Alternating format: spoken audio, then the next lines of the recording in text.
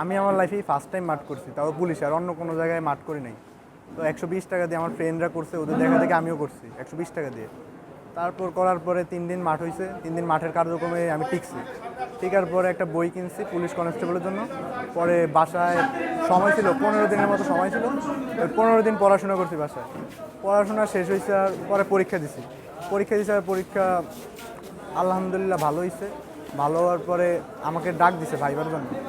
বাসায় আর কি গেছিলো ভেরিফিকেশন করতে, তখন বুঝতে পারছি যে আমি ভাইভাতে ডাক পাবো। তো আজকে আসার পর আমার নাম ডাকা হয়েছে। পরে আমি যখন আসছি, পরে ভাইভাতে গেছি, ভাইভা দিছি। ভাইভা দেওয়ার পর স্বচ্ছতা মানে ভালোভাবে কোনো বেআইনি কোনো কিছু হয় নাই। 120 টাকার মাধ্যমে আমি চাকরিটা পাইছি আর কি। ছোটবেলা থেকে আমার স্বপ্ন ছিল আমি একজন পুলিশ হব, দেশের একজন সুনাগরিক হব। তো এই আশা নিয়ে আমার বয়স হওয়ার সাথে সাথেই আমি 120 টাকা দিয়ে আবেদন করি। ফ্যামিলি ততটা সাপোর্ট দিতে না পারলেও আমি আমার চেষ্টা চালিয়ে গেছি। আমি আমার পড়ালেখা প্রপারলিভাবে চালিয়ে গেছি। আল্লাহ আমার ভাগ্যে চাকরিটা রেখেছে, আলহামদুলিল্লাহ আমি সফল। বাবাকে আর কোনোদিন কাজ করতে দেব না, বাবার কষ্ট এখন লাঘব করব। নিজের যোগ্যতা দিয়ে চাকরি পেয়েছি 120 টাকা দিয়ে, এবং নিজে পরিশ্রম করে পড়াশোনা করে পেয়েছি। আশা ছিল পুলিশ হব।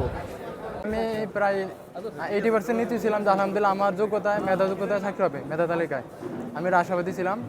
আলহামদুলিল্লাহ আজকে আমি সফলতা অর্জন করেছি আল্লাহর রহমতে আমার এবং মেধা তালিকায়।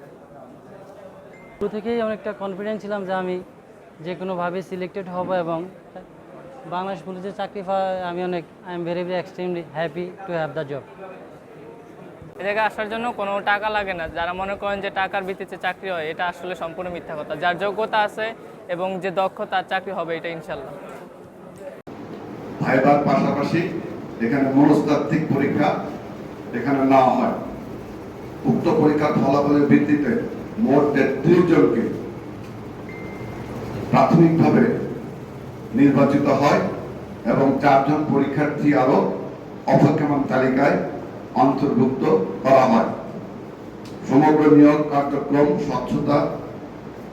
সর্বোচ্চ স্বচ্ছতা, জবাবদিহিতা নিশ্চিত করা হয়েছে। এই কার্যক্রমে কোনো ধরনের তদবির, আর্থিক লেনদেন কিংবা অনৈতিক প্রভাবের সুযোগ না রেখে সম্পূর্ণ মেধা, যোগ্যতা ও নিয়ম নীতির মধ্যে থেকেই এই নিয়োগ প্রক্রিয়াটি সম্পন্ন করা হয়েছে।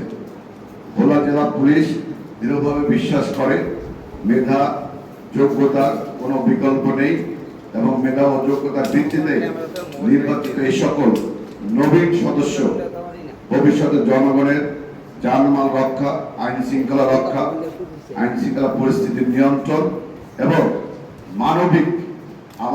মানবিক পুলিশ কার্যক্রমে নিজেদেরকে পেশাদারিত্ব, সততা ও নিষ্ঠার সঙ্গে তারা দায়িত্ব পালন করবে।